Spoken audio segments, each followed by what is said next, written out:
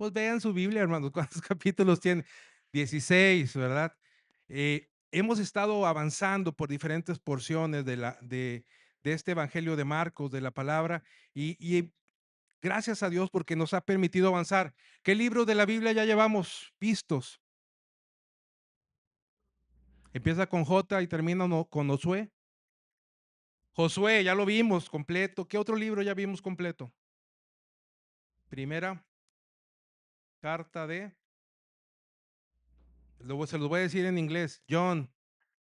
Primera carta de Juan, también ya lo vimos completos. Y ahora estamos en Marcos, estamos en este Evangelio de Marcos y gracias a Dios porque nos permite estar en su palabra y ir encontrando lo que la Biblia nos dice, lo que su palabra nos dice. Les he dicho desde el principio que Marcos es como una película de acción, es decir, vamos viendo cada suceso, cada interacción que tiene Jesús con la gente y vamos viendo lo que él va haciendo y cómo va avanzando en ese sentido.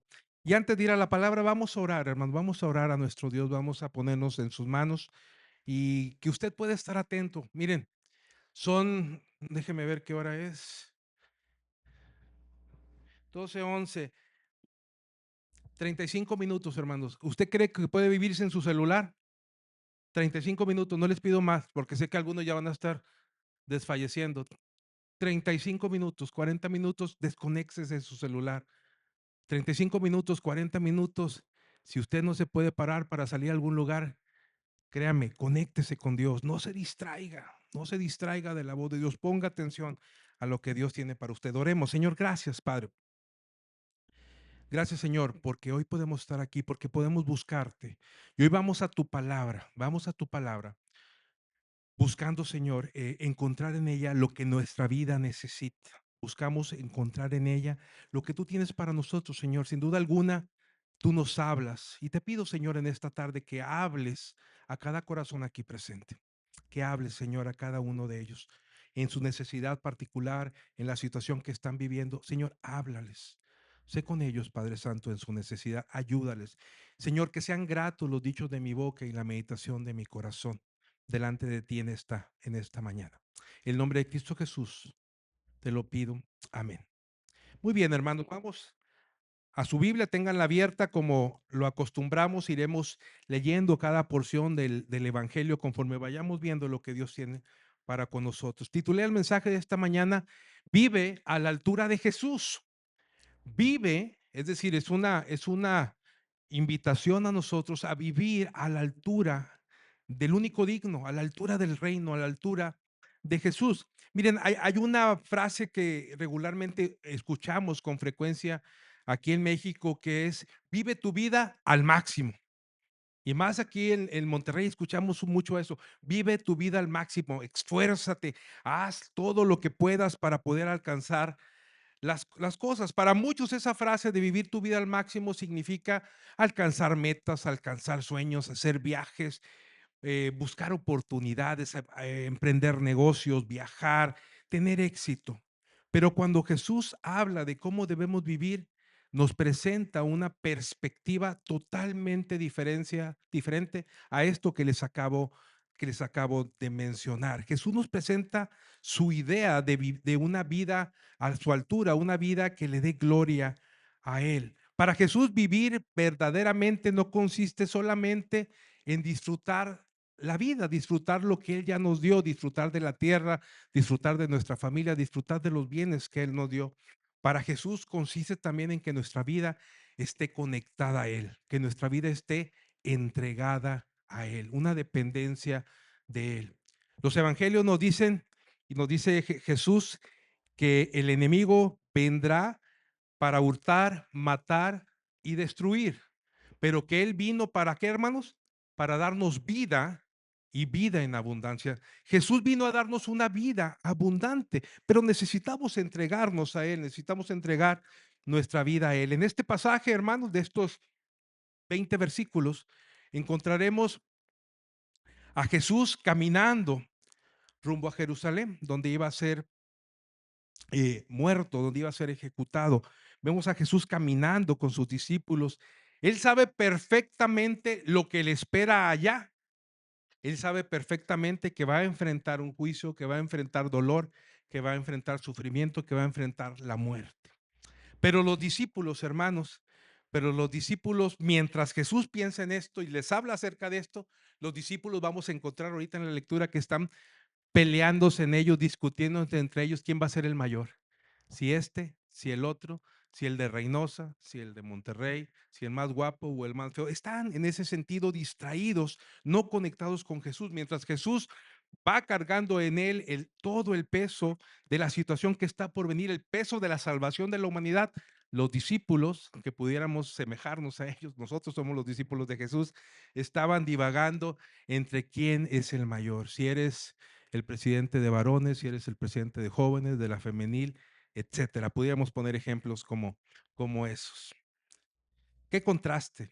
Jesús está pensando en morir por ellos, mientras ellos están pensando en quién será mayor que los demás. Jesús está caminando hacia el sacrificio, mientras ellos están discutiendo acerca de posiciones dentro de ellos mismos como grupo de discípulos. Y allí encontramos, hermanos, en este pasaje, ahorita vamos a ver grandes enseñanzas, grandes aprendizajes para vivir acorde a lo que Jesús espera de nosotros, vivir acorde a la altura de Jesucristo. El mundo nos dice, busca ser el primero, destácate, busca siempre otorgar. De hecho, tenemos un detalle con el trabajo en equipo en nuestro México y quizás en muchas partes del mundo,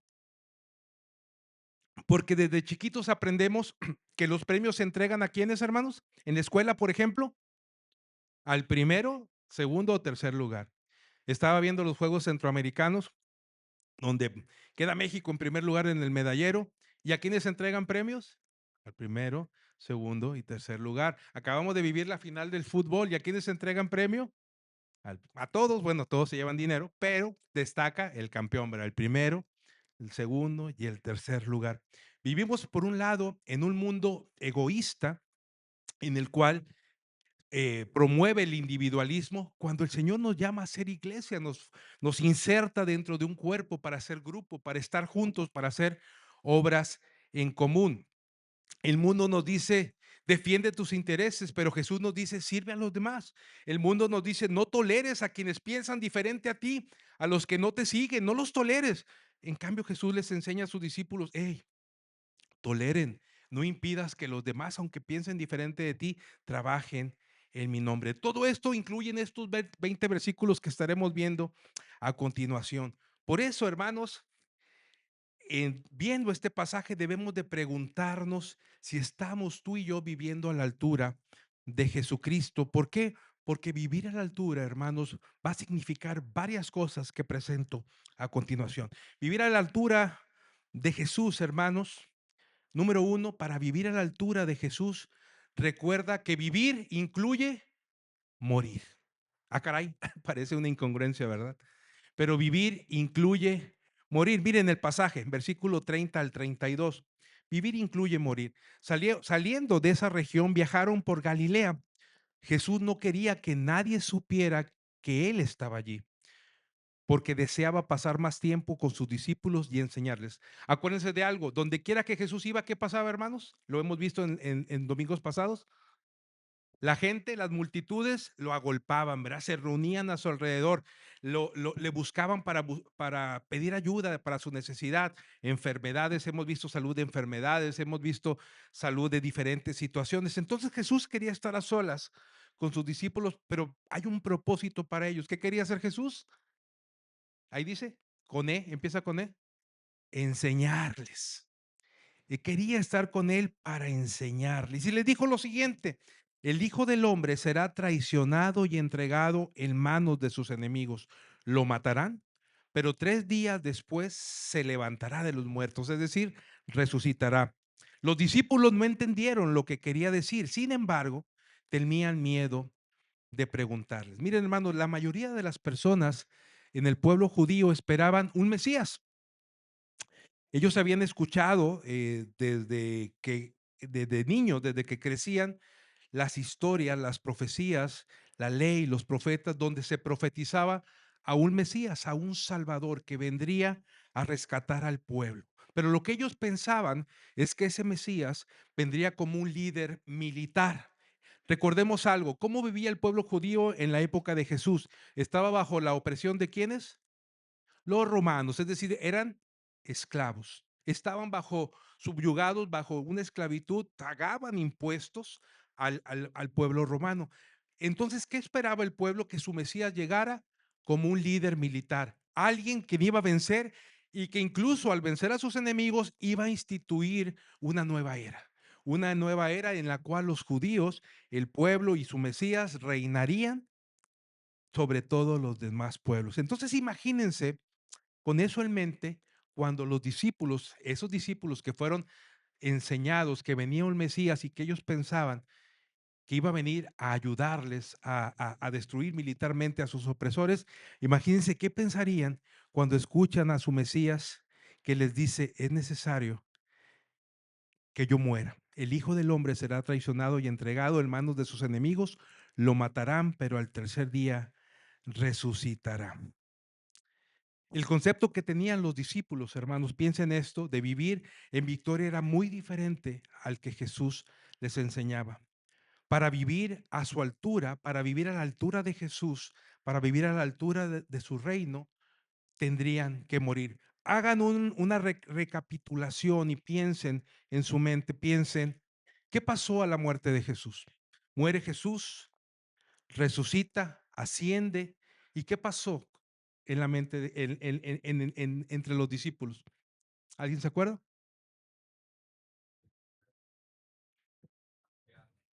Bueno, eso pasó en la aprehensión, se distanciaron, huyeron. Pero ¿qué pasó cuando resucita Jesucristo, cuando les da el gran mandamiento y cuando Jesús asciende? ¿Qué pasó con los discípulos, hermanos?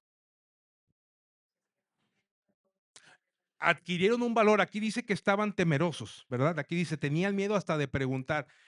Son llenos de valor, viene el Espíritu Santo a sus vidas, son llenos de valor. Cuando Jesús muere, resucita y asciende, viene el Espíritu Santo. Porque dice Jesús, es necesario que yo me vaya, ¿para qué?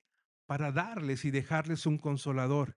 Y Él los guiará a toda verdad. Entonces viene el Espíritu Santo. ¿Y qué pasa con los discípulos? Su vida cambia. Su vida se transforma. A tal grado que en Hechos 17:6 dice, lo siguiente, estos que trastornan el mundo entero también han venido acá. Es decir, leo el texto completo, dice, pero no hallándolos, trajeron a Jasón y a algunos de sus hermanos ante las autoridades de la ciudad gritando, estos que trastornan al mundo entero también han venido hasta acá. Es decir, los discípulos, esos temerosos que estaban ahí, dudosos hasta de preguntar, ahora toman valor, ahora son guiados por el Señor y ahora predican de tal manera que dice, describe aquí en Lucas, en el libro de los Hechos, describe y dice, estos que trastornan el mundo. Hermanos, gracias a que Jesús murió, gracias a que Jesús resucitó, gracias a que Jesús ascendió y vino el Espíritu Santo, es que los discípulos vieron y ahora se dan cuenta de que necesitaban cumplir con las órdenes del Señor y poder predicar el Evangelio a tal grado que no tan solo trastornaron el mundo de su época, sino que hoy, 2000 años, usted y yo, 2000 años después, usted y yo podemos estar hoy aquí hablando de Jesucristo. ¿Sí se dan cuenta de esto? Era necesario que Jesús muriera, pero también es necesario que tú y yo muramos para vivir abundantemente. Es necesario que tú y yo muramos. ¿A qué? Dirá usted, bueno, porque a veces pensamos tan solo literalmente y decimos, bueno, ¿cómo voy a morir y luego cómo voy a vivir, verdad? ¿A qué se refiere eso? Bueno, la imagen que puse ahí es una semilla que el sembrador está sembrando. ¿Qué le pasa a la semilla para que pueda convertirse en un árbol? La semilla muere, no existe más, pero da vida a un árbol. Lo mismo pasa con nosotros. Miren, 2 versículos, 3 a lo máximo de la palabra de Dios. Dice Colosenses 3, lo siguiente. Así que hagan morir, escuchen bien, hagan morir las cosas pecaminosas terrenales que acechan dentro de ustedes no tengan nada que ver con la inmoralidad sexual, la impureza, las bajas pasiones y los malos deseos. No sean avaros, pues la persona avara es idólatra porque adora las cosas de este mundo. A causa de esos pecados viene la furia de Dios. Ustedes solían hacer esas cosas cuando su vida aún formaba parte de este mundo. ¿A quién le está escribiendo Pablo? A la iglesia en Colosas, por eso está en Colosenses. No les está escribiendo Pablo a inconversos, les está hablando a conversos, les está hablando a creyentes y les dicen, hagan morir lo terrenal en ustedes, hagan morir estos pecados en ustedes, porque dice, ustedes solían hacer eso antes, pero ahora Jesucristo los ha librado. Y es el mismo mensaje que nos da a nosotros. Usted y yo necesitamos para vivir, hacer morir lo terrenal en nosotros. Pregúntese a usted mismo, ¿qué tanto del mundo tiene usted? Estamos en el mundo. Decía un canto por allá en los ochentas, salía en la radio todos los días, había una estación de radio aquí en Monterrey que iniciaba su programación con una canción y decía, aquí estamos, pero no somos del, ¿se acuerda? Del mundo. Era una canción cristiana que salía en una estación que no era una estación con mensaje cristiano, pero todos los días iniciaba con esa, cuando yo llego a Monterrey en el 88, me encuentro con eso. Iba a la escuela y iba escuchando esa estación y salía esa canción, aquí estamos, pero no somos del mundo. Y esa es la realidad para ti y para mí. Aquí estamos en un mundo llamado, o en un planeta llamado Tierra, pero no somos de aquí. No vivimos las mismas circunstancias y situaciones que vive el mundo. Mientras el mundo me dice, aplaude a las personas homosexuales, déjalos vivir y ser libres como son, Jesucristo me dice, ámalos y predícales de mi amor para que vivan conforme a lo que yo he escrito. Mientras el mundo me dice, déjalo ser, vive tu vida, no te metas con nadie. Si te quieres drogar, drógate. Si quieres irte y hundirte con el alcoholismo, lo demás, vívelo así. Mientras el mundo me dice eso, dale rienda libre a tus pasiones. Jesucristo me dice, cuidado con tus pasiones, ve por esas personas que están sufriendo de esas adicciones, ve y rescátalas.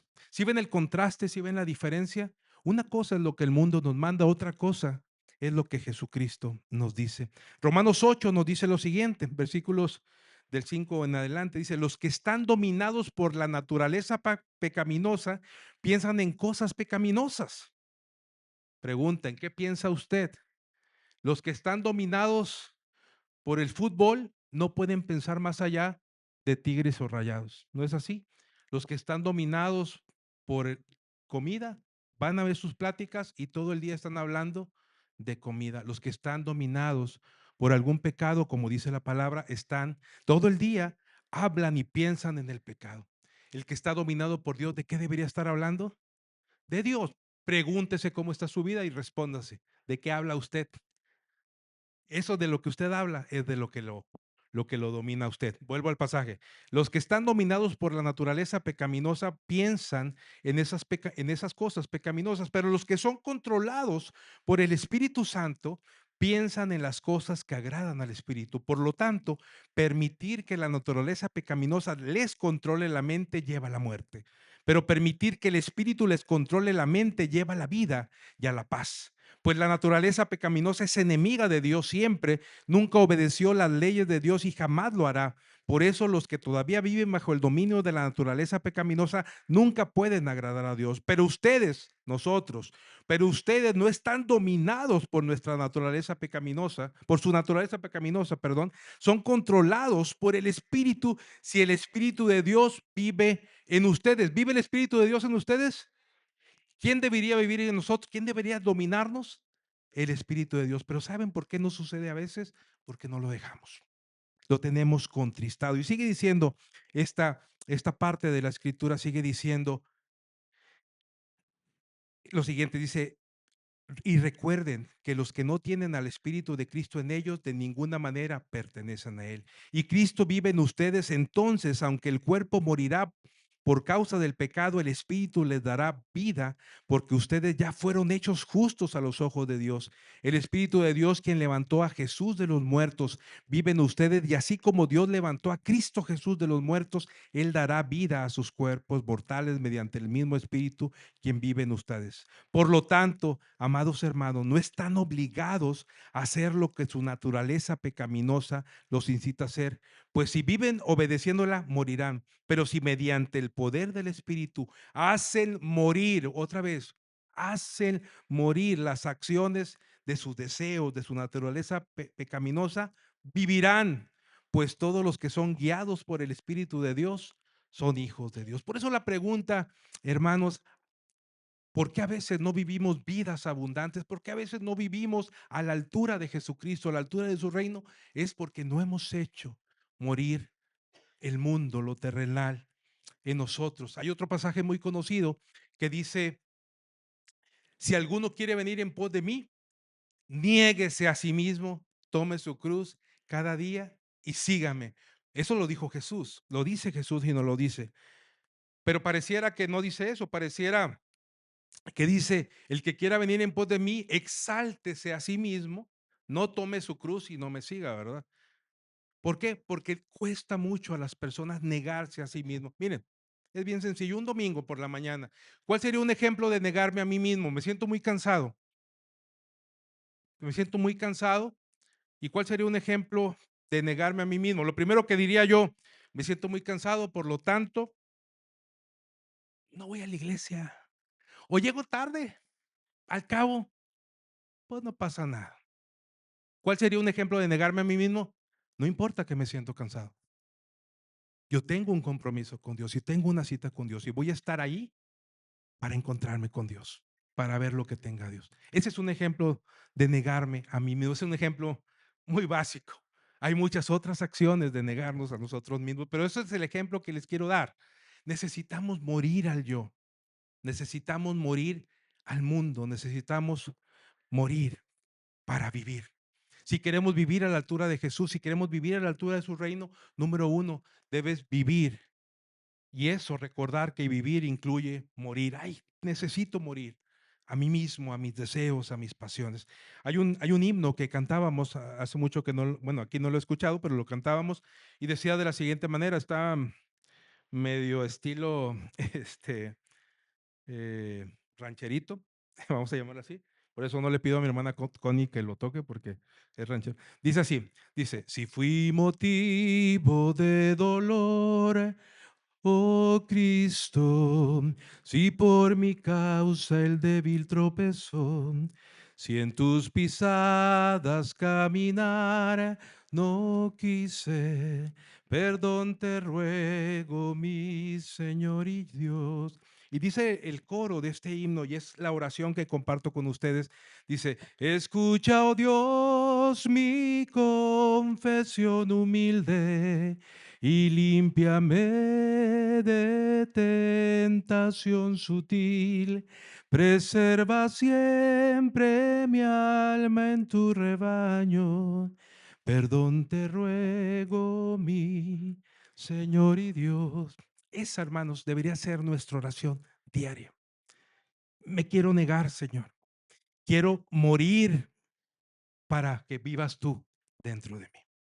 Quiero morir para que vivas tú dentro de mí y hacer tu voluntad. Número dos, para vivir a la altura de Jesús, para vivir a la altura de Jesús, recuerda lo siguiente, debo de vivir para servir, para tolerar y para amar. Sigue diciendo la lectura de Marcos 9, versículo 33 en adelante al 42 dice, después de llegar a Capernaum, recuerden la escena,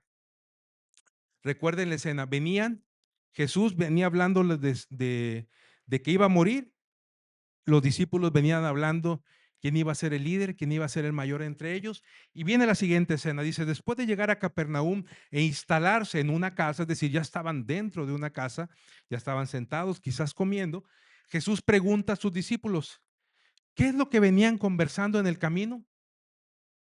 Ah, caray. Yo me imagino a los discípulos así como codeándose, no digas nada, apenados, ¿no? De lo que venían hablando. Dice, ¿de qué es lo que venían hablando en el camino? Y fíjese lo que dice, pero no le contestaron y dice, porque venían discutiendo sobre quién de ellos era el más importante. Jesús se sentó y llamó a los 12 discípulos y dijo, quien quiera ser el primero, noten algo, Jesús les va a dar una respuesta de lo que venían hablando. No le dijeron nada. ¿Qué nos marca este texto? Que Jesús conoce nuestro corazón, nuestros pensamientos, lo que hablamos. Y les dice Jesús, quien quiera ser el primero debe tomar el último lugar y ser el sirviente, es decir, servir de todos los demás, ser el sirviente de todos los demás, servir a todos los demás. Entonces puso a un niño pequeño en medio de ellos y tomándolo en sus brazos les dijo, todo el que recibe de mi parte a un niño pequeño como este me recibe a mí. Y todo el que me recibe, no solo me recibe a mí, sino también a mi Padre, quien me envió. Ahora sigue diciendo este pasaje. Juan le dijo a Jesús, Maestro, vimos a alguien usar tu nombre para expulsar demonios, pero le dijimos que no lo hiciera porque no pertenece a nuestro grupo. No lo detengan, dijo Jesús. Nadie que haga un milagro en mi nombre podrá luego hablar mal de mí. Todo el que no está en contra de nosotros está a nuestro favor. Si alguien les da a ustedes incluso un vaso de agua porque pertenecen al Mesías, les digo la verdad, esa persona ciertamente será recompensada. Si tú haces que uno de estos pequeños que confían en mí caigan en pecado, sería mejor que te arrojara al mar con una gran piedra de molino atada al cuello. Mientras Jesús pensaba en su muerte, en su dolor, los discípulos discutían quién iba a ser el mayor, como les decía hace unos momentos. Pero Jesús les dice, quien quiere ser el primero, debe ser el último y ser el sirviente de los demás. Miren, hermanos, tenemos en la vida, dentro de la iglesia, de repente malos conceptos de liderazgo. A veces pensamos que el liderazgo en la iglesia es como el liderazgo en el mundo. Es decir, en el mundo, los que trabajamos en alguna empresa, ¿qué tenemos? Vemos una estructura jerárquica. Es decir, toda persona tiene a quien rendirle cuentas. Si es un obrero, tiene un supervisor y el supervisor tiene un gerente o un coordinador y el gerente tiene a un gerente de varios departamentos. Y para no hacer la estructura muy larga, hay un CEO, ¿no? Un ejecutivo director de la empresa, pero él también da cuentas, aunque es el jefe de jefes. Ahí sonó muy feo eso, ¿verdad? Aunque es el jefe de toda la planta o la empresa, él también da cuentas a quiénes, pues a los accionistas, a los dueños de la empresa. A veces pensamos que la iglesia es así, es una estructura jerárquica, una estructura de poder. Y noten, los que han trabajado en algún lugar bajo algún jefe, si el jefe, el carácter es feo, ¿qué haces? Pues te aguantas la mayoría de las veces, ¿verdad? ¿Por qué? Porque es tu trabajo. Digo, puedes tomar la decisión de renunciar y irte a buscar otro, pero ¿qué crees?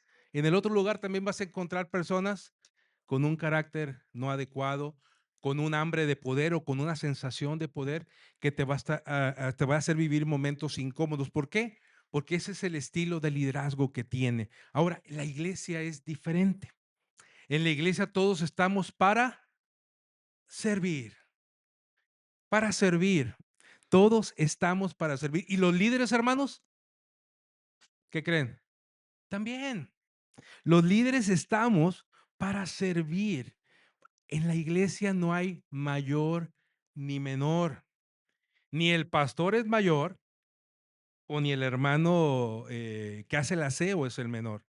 Todos somos iguales y nos servimos los unos a los otros. Por eso, cuando vamos a la Biblia y vemos la iglesia, vamos a ver que Dios dio dones a los hombres, es decir, cuando viene el Espíritu Santo en nuestra vida, cuando aceptamos a Cristo, Él nos dio dones espirituales a cada quien como quien quiso, como Él quiso.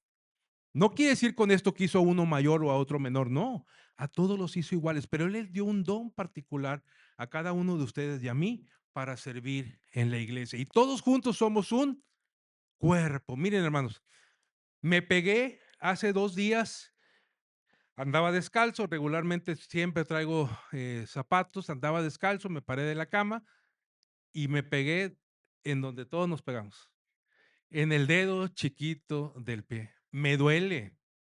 Es más, todavía me duele. Y me dice mi esposa, a ver, muéstrame para ver qué te pasó. No, todo está bien. Pues no está bien, me duele. O sea, me duele hoy después de 2 días. Pero usted dirá, ¿para qué está el dedo chiquito ahí? Córtatelo. ¿Decimos eso? Tiene una función. Si me corto es dedo chiquito, ¿qué cree? Pues me voy a pegar en el siguiente. O sea, va a pasar eso, me voy a pegar en el siguiente. Es decir, pongo ese ejemplo para decir, en el cuerpo, hermanos, nuestro cuerpo, cada órgano tiene su función, cada órgano. Si yo quito un órgano deliberadamente, ¿qué va a pasar? Bueno, algo va a pasar en mi cuerpo. Ese órgano va a dejar de hacer su función, por lo tanto, mi cuerpo se va a ver afectado. Lo mismo pasa en la iglesia. Dios nos dio dones a todos los que estamos aquí, a todos. Cuando usted no pone en práctica su don, cuando usted haga de cuenta, cuando usted no pone en práctica su don, haga de cuenta que usted quitó ese órgano del cuerpo, por ende, ¿quién se ve afectado? El cuerpo, la iglesia, porque Dios pensó, Vicente va a estar en la iglesia Betel y a la iglesia Betel le falta este don, pero ya juntos vamos a estar completos porque ya hay esto, ya hay esto, ya hay esto, ya hay esto. Pero cuando dejamos de poner en práctica nuestro don, ¿qué es lo que sucede? Se daña el órgano. Algunos me dirán, oye, pero en el cuerpo hay 2 riñones y a lo mejor con uno vives. Sí, sí, efectivamente. O yo conozco a alguien que se le, ¿cómo se llama, Chacho? Cuando las piedras se juntan en la vesícula. Yo conozco, o en el apéndice, ¿no? Apéndice o apéndice, bueno. Dice, yo conozco a alguien que se lo extirparon y vive. Pues sí, pero no es lo mismo. Es decir, el órgano o la parte tenía su función porque Dios lo hizo el cuerpo perfecto. Lo mismo pasa con la iglesia. Exactamente lo mismo pasa con la iglesia. Usted y yo debemos entender que estamos aquí para servirnos los unos a los otros. ¿A través de qué? Del regalo que Dios nos dio, a través del don espiritual. Y eso lo tenemos que entender. Y más aún los que estamos en alguna posición de liderazgo, los que lideramos a un grupo de personas, los que influimos en un grupo de personas, estamos aquí para servir. ¿Qué ha pasado a lo largo de mi vida en el Señor? Que cuando estos conceptos no se entienden, cuando piensan que el liderazgo del mundo es el liderazgo de la iglesia, híjole, me ha tocado ver iglesias que se destruyen a sí mismas, que se boicotean. ¿Por qué? Porque tienen conceptos malos entendidos en este sentido. El líder, hermanos, es quien sirve primero, es quien sirve, es el que modela, es el que se da. Por ello Jesús pone el ejemplo de los niños. ¿Qué ocupan los niños, hermanos, para crecer? ¿Qué ocupan los niños para vivir sanamente? Alimento. Pero aquí está el niño. Vamos a pensar, ¿quién tiene un bebé aquí? Pues Eduardo. Vamos a pensar, ¿qué edad tiene tu niño, Eduardo? 2 años. Vamos a pensar que aquí está su niño y ocupa alimento, sí, y dejo el alimento ahí. El niño ya sabe y lo dejo envuelto, sabe que tiene que abrir el alimento o le dejo, si le da ahí leche en polvo, sabe que tiene que abrir la tapa, vaciar y cuánta leche y calentar, ¿sabe eso? O sea, sí ocupa alimento, sí, pero ocupa un cuidado, ¿verdad? Y a alguien que lo alimente. Miren, ¿qué pasa cuando el niño está sano y lo alimentas y lo cuidas? ¿Cuál es el esperado del niño? Que al paso de los años crezca y crezca sano. Algunos crecimos muy sanos, ¿verdad? Este, esperas que el niño crezca sano. Ahora, ¿qué pasa cuando el niño está enfermo? ¿Crece? A veces no, porque hay algo que está fallando. Lo mismo pasa en la iglesia. Cuando la iglesia está sana, cuando la iglesia es alimentada, cuando la iglesia es cuidada, cuando los líderes impactan con modelo, con su modelaje de Jesucristo delante de ellos y están alimentando a la iglesia y está sana, ¿qué va a pasar con la iglesia? Crece espiritualmente, pero también numéricamente. Crece. ¿Qué pasa si la iglesia no crece? Dígalo sin miedo. Está enferma. Cuando la iglesia no crece espiritualmente, cuando la iglesia numérica no crece, es porque la iglesia está enferma. A ver, voltea a su derecha y a su izquierda. ¿Estamos creciendo? No mienta por convivir. ¿Estamos creciendo? ¿Sí o no? Yo digo que no. Algo está pasando, la iglesia está enferma. Quizás no está tan grave como otras, pero la iglesia está enferma. ¿Por qué? Porque no se da cuenta que para vivir a la altura del reino de Jesucristo, para vivir a la altura de su reino, debe de vivir para servir, debe de vivir para proclamar el evangelio.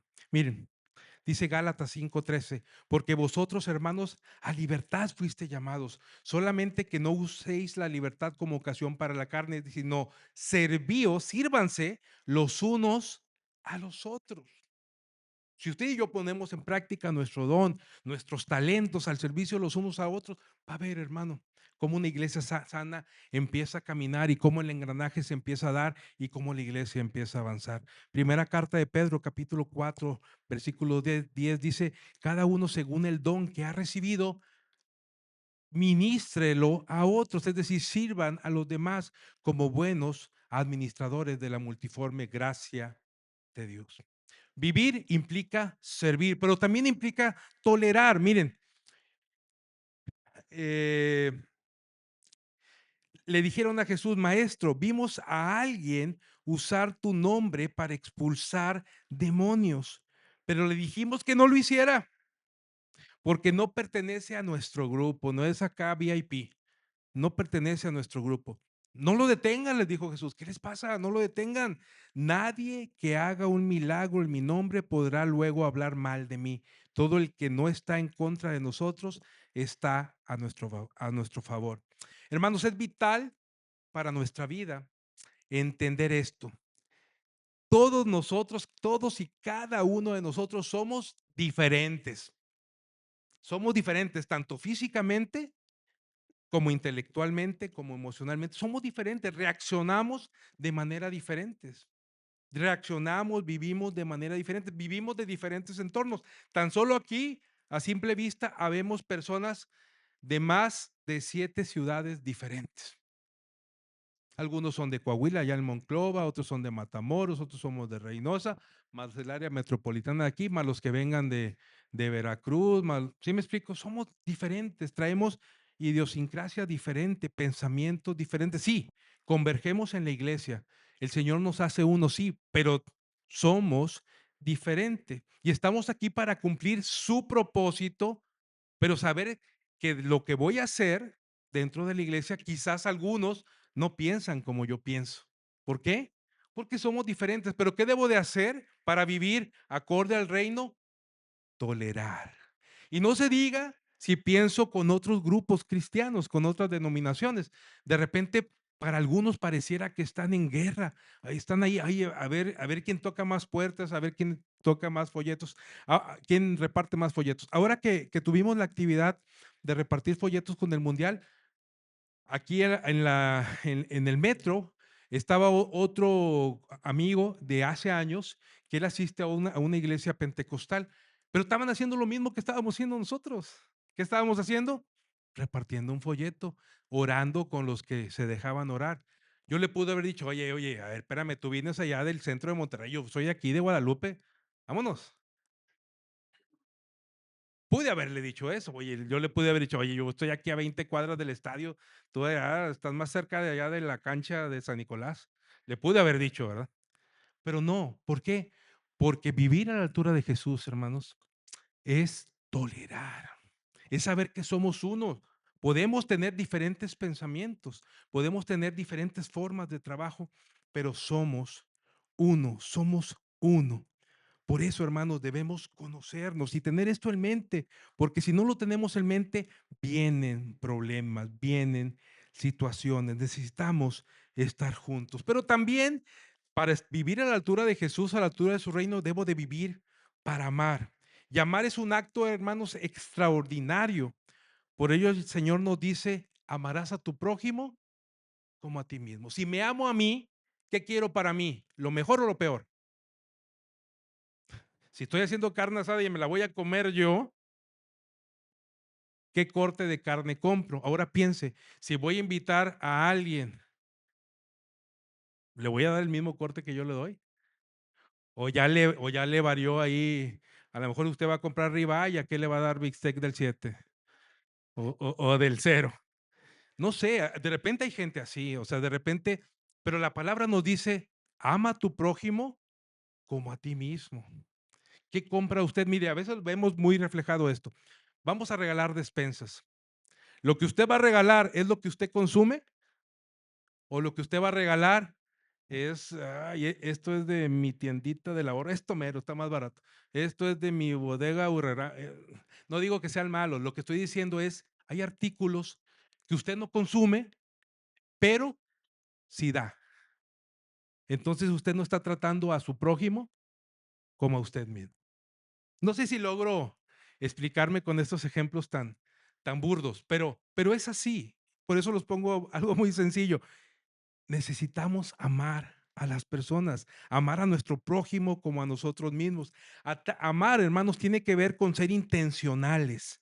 Amar tiene que ver con entrega. ¿Qué tanto me entrego? Vean esto que está aquí. ¿Ustedes creen que a las personas que lo pusieron les pagan?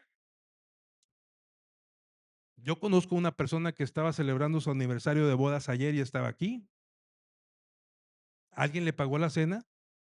¿O su esposa? ¿Usted cree que le reclamó? ¿A qué voy con esto?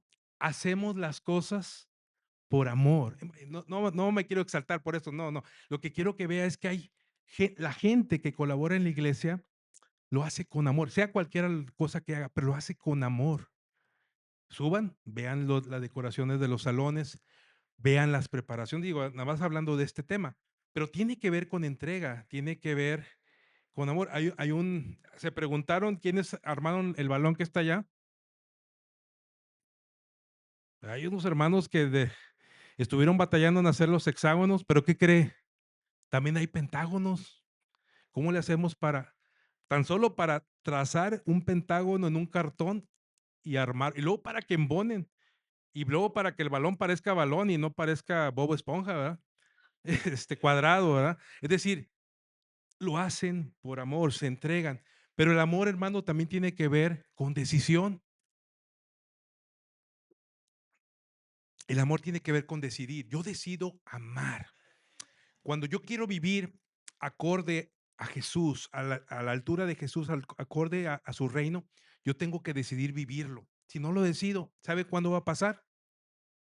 Nunca. Necesito decidir amar. Miren, y un ejemplo muy claro de esto es el matrimonio.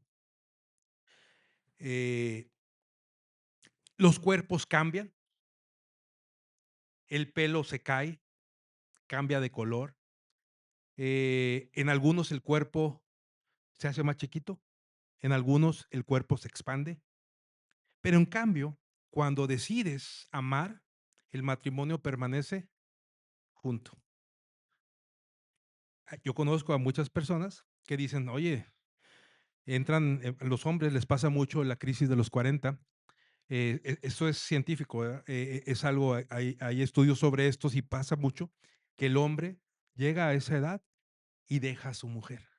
Y van a ver ustedes, y las estadísticas no mienten, que hay muchos divorcios en esas edades. ¿Por qué? Porque el hombre de repente empieza, oye, pues todavía puedo, quiere volver a conquistar, quiere volver a salir y se mete al gimnasio y empieza a comprar, si era M, pues se compra S para que se vea que le sale el conejito. ¿Y qué busca? Deja a su esposa y se va a buscar a alguien de la misma edad que la esposa, se va a buscar a alguien más joven.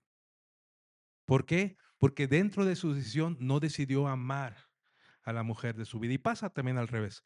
Pero pongo esto en ejemplo, hermanos, porque así es la relación con Dios.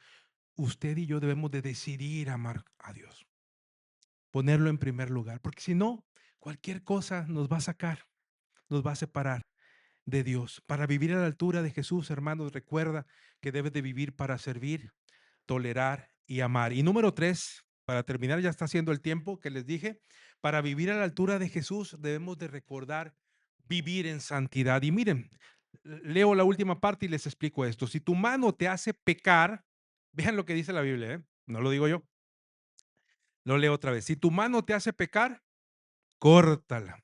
Es preferible entrar a la vida eterna con solo una mano que en el fuego inextinguible del infierno con las 2 manos. Si tu pie te hace pecar, córtalo. Es preferible entrar en la vida eterna con un solo pie que ser arrojado al infierno con los 2 pies. Y si tu ojo te hace pecar, sácatelo.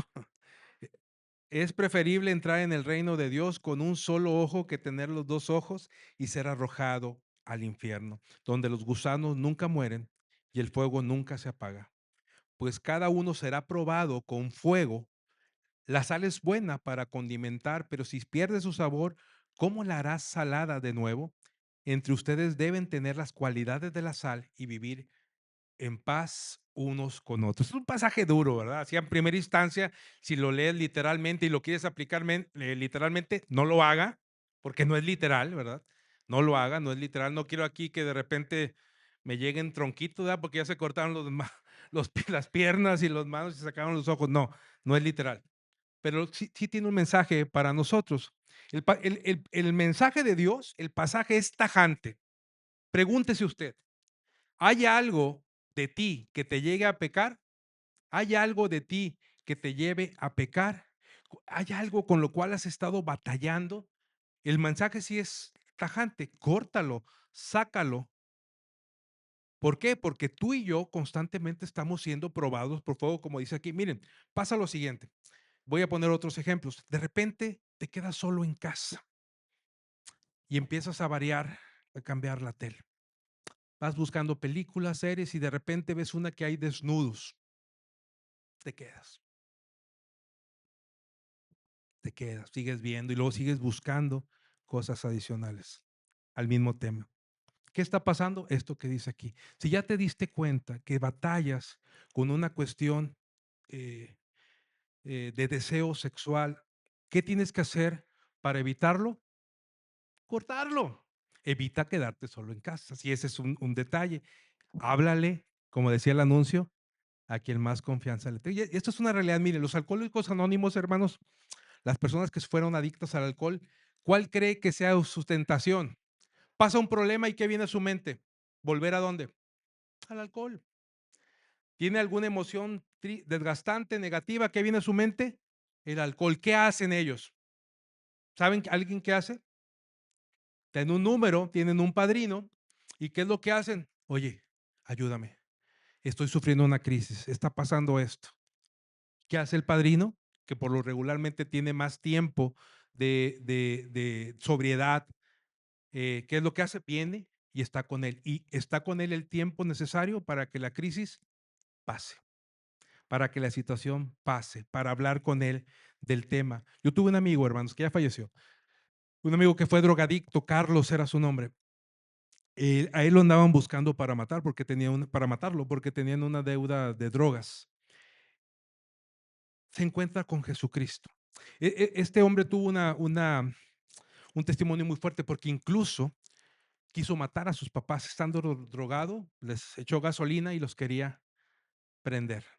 Sus hermanos lo detuvieron, lo internaron, y cuando sale Carlos del internamiento y va a su casa, pues resulta que ya no vive su familia ahí. Ya no hay familia. O sea, los hermanos se llevaban a sus papás de aquí. ¿Por qué? Porque tenían miedo que volviera a repetirse la historia y los matara, ¿no? Pero Carlos, en la vida de Carlos sucede algo. Carlos se encuentra con Jesucristo. Y Carlos se encuentra con Jesucristo y su vida cambia. Su vida, después de estar en decenas de lugares de internamiento y no pasar nada y volver y recaer en las drogas, se encuentra con Jesucristo y su vida es transformada por el poder del Evangelio. Y al paso del tiempo, el Señor le devuelve a su familia, permite que se restablezcan las relaciones con sus padres y con sus hermanos. Y al paso del tiempo, el Señor le da una esposa. Y al paso del tiempo, el Señor le da hijos. Pero usted qué cree que venía a la mente de Carlos, porque Carlos, aunque estaba con Cristo, seguía sufriendo crisis, seguía sufriendo tentaciones. ¿Qué hacía Carlos? ¿Qué cree usted que venía a su mente? Aún y conociendo a Cristo, venía a su mente y nos hablaba y nos decía, ayúdenme. ¿Por qué? Porque tengo la necesidad de ir a drogarme. ¿Qué hacíamos sus amigos? Acudíamos, iban, íbamos, estábamos con él, orábamos, la crisis pasaba y Carlos ya falleció hace algunos años, pero Carlos, obviamente no de esto, pero Carlos tenía esa cuestión. ¿Qué puede hacer usted, mi hermano? Cuando vienen esos ataques del enemigo, huya de ellos. Huya acerca de ellos. Miren, el pasaje es tajante. Ahora nos habla de una vida santa. ¿Qué es la santidad? Y ahorita vamos a ver el tema. Tú y yo somos santos. Dice la palabra de Dios que gracias a la muerte de Jesucristo en la cruz, Él nos santifica. ¿Alguien sabe lo que significa la palabra santo? ¿Perdón? Apartado para Dios. La palabra santo significa lo que hizo Jesucristo en la cruz, es decir, ok, yo muero en la cruz por Vicente, entonces Vicente lo aparto para mí. ¿Y cómo me aparta? Me aparta para su propósito y para su servicio eterno. Y cada uno de ustedes, como cristianos, el Señor los ha santificado. Pero hay otro proceso que se llama santidad. Y ese es un proceso diario que usted y yo vivimos. Eh, ¿Por qué usted y yo vivimos y por qué digo que es un proceso? Porque mire lo que dice primera carta a los Corintios, versículo 6, dice, en cambio, son ustedes mismos los que hacen lo malo y estafan aún a sus propios hermanos en Cristo. No se dan cuenta de que los que hacen lo malo no heredarán el reino de Dios. No se engañen a sí mismos. Los que se entregan al pecado sexual o rinden culto a ídolos o cometen adulterio o son prostitutas o prostitutos, o practican la homosexualidad, o son ladrones, o son avaros, o borrachos, o insultan o estafan a la gente, ninguno de ellos heredará el reino de Dios. Algunos de ustedes antes eran así, pero fueron limpiados, fueron hechos santos, fueron hechos justos ante Dios al invocar su nombre. Eso es lo que es la santificación, lo que hizo Jesucristo en nosotros. Pero Hebreos 12:14 nos dice, esfuércense por vivir en paz con todos y procuren llevar una vida santa, porque los que no son santos no verán al Señor. La Reina Valera 60 dice, buscar la paz y la santidad sin la cual nadie verá al Señor. A veces la gente se pregunta, ¿por qué no veo a Dios en mi vida? ¿Por qué no veo a Dios en el actuar de mi día a día? Bueno, la Biblia te dice, necesitas buscar la paz y la santidad para ver a Dios. Ahora, ¿qué implica la búsqueda? ¿Qué implica la búsqueda? Implica esfuerzo, implica una acción de mi parte, implica una disciplina de mi parte, porque yo la tengo que buscar. Es como una vez pasó que se le cayeron las llaves a una persona y las estaba buscando por acá y llega alguien, oye, te ayudo, ¿qué pasó? Se me perdieron las llaves. Y dice, ¿y dónde se te cayeron? Allá, pero allá está muy oscuro, aquí hay luz, entonces las estoy buscando acá. ¿Cuándo las iba a encontrar? Pues nunca, ¿verdad? Se le cayeron allá, pero estaba oscuro. Bueno, la búsqueda tiene que ser precisa, buscar en el lugar correcto, buscar en el sitio correcto, buscar la verdad, lo que debe de hacer. Debe haber un esfuerzo de mi parte. No vemos a Dios porque necesitamos santidad. Yo les pregunto a ustedes, ¿con qué pecado estás batallando? No me digas o piensa, reflexiona, ¿con qué pecado estás batallando? ¿Con la ira? A lo mejor eres muy gruñón, a lo mejor odias, a lo mejor quieres vengarte, no lo sé, con alguna situación sexual, con alguna situación de un mal pensamiento. ¿Con qué estás batallando? Bueno, debemos de llevar esas batallas a Jesucristo. Necesitamos vivir con los valores del reino de Jesús y tomar decisiones. Yo tengo que buscar la santidad. En la medida que yo me acerco a Dios buscando la santidad, voy a ver a Dios. Miren, Job, ¿se acuerdan de Job en la Biblia? Job hizo lo siguiente.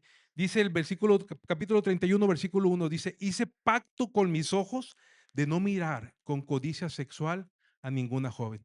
Job dice, él mismo dice, lo dice muy bonito, muy poéticamente, hice pacto con mis ojos. En pocas palabras es, lo que está diciendo Job es, me propuse no ver a ninguna mujer con ningún deseo sexual, sin ninguna codicia. Es más, veo venir de lejos a una mujer y dijo Job, lo que voy a hacer es voltearme. ¿Por qué? Porque batallo con ello. Es lo que Job nos está diciendo con estas palabras. Job reconocía con qué batallaba y me está diciendo, hice pacto con mis ojos para no hacerlo. ¿Qué otra cosa puedo hacer para evitar batallar con el pecado? Y piensa en eso, ¿con qué está batallando? Dice el Salmo 119:11, en mi corazón he guardado tus dichos. ¿Para qué? para no pecar contra ti. En la medida que yo voy a la palabra, en la medida que la leo, que la memorizo, en la medida que la hago mía, en la medida que la vivo, en esa medida voy a evitar pecar contra Dios. Por eso dice la Biblia, en mi corazón he guardado tu palabra para no pecar contra ti. Un último versículo y terminamos ya prácticamente el sermón. Dice Daniel 1:8, y Daniel se propuso en su corazón no contaminarse. Daniel tomó una decisión. ¿Dónde vivía Daniel, hermanos? Sí, vivía en Babilonia, cuando está escribiendo esto, pero bueno, debo ser más específico. Daniel, que fue llevado cautivo de Israel a Babilonia o de Judá a Babilonia, ¿vivía en una choza? ¿Vivía en una casa o dónde vivía? En un palacio. ¿Qué comidas se daban en los palacios? Manjares. Si a usted le gustan los camarones, ahí había. Si a usted le gusta el cabrito, ahí había. Si a usted le gusta, lo que usted, para usted es un manjar, ahí había, porque era un palacio. Y dice Daniel, propuso en su corazón no contaminarse con la comida del rey, ni con el vino que bebía. Es decir, tomó su decisión, propuso no contaminarse. Bueno, de la misma manera, hermanos, tú y yo necesitamos darnos cuenta que vivir es una oportunidad para vivir en santidad, es una oportunidad para ver a Dios en nuestras vidas, es una oportunidad para tomar decisiones que nos permitan vivir acorde a Jesucristo, vivir acorde a su reino. Y al final termina esta porción de la Biblia haciendo alusión a la sal, haciendo alusión a la sal. Nos dice en este versículo y dice lo siguiente, entre ustedes deben de tener las cualidades de la sal y vivir en paz unos con otros. ¿Alguien conoce las cualidades de la sal, hermanos? Con esto terminamos. ¿Alguien sabe las cualidades de la sal? Nos da sabor, ¿verdad? De repente, si él o la que cocina en casa le falta algún sazonador, pues siempre es bueno tener un salero en casa. Y ya le pones y ya te sabe mejor, ¿verdad? Malo cuando se pasan de sal, pero da sabor. ¿Qué más hace la sal? Conserva los alimentos. Anteriormente, cuando salaban, ¿verdad? La carne para que no se descompusiera. Conserva los alimentos. ¿Qué más hace la sal? Ayuda a las células, ¿verdad? Ayuda a las células. La sal ayuda a las células para, aquí traía también esa definición, no crea que no busqué la cuestión médica. Dice aquí, el sodio controla el agua dentro y fuera de las células. Es decir, la sal nos ayuda a hacer eso. La sal también lo que hace, mis hermanos, la sal ayuda a ablandar alimentos y retiene la jugosidad de las carnes. Por eso ustedes ven ahí que en la Ramos o en la San Juan le ponen ahí la sal, ¿verdad? Para que guarde cualquier situación. Controla la fermentación, la sangre, equilibra los líquidos, impulsa, da los impulsos nerviosos. Esta definición quiero que ustedes la escuchen. Miren, la sal permite la comunicación correcta entre el cerebro y los músculos.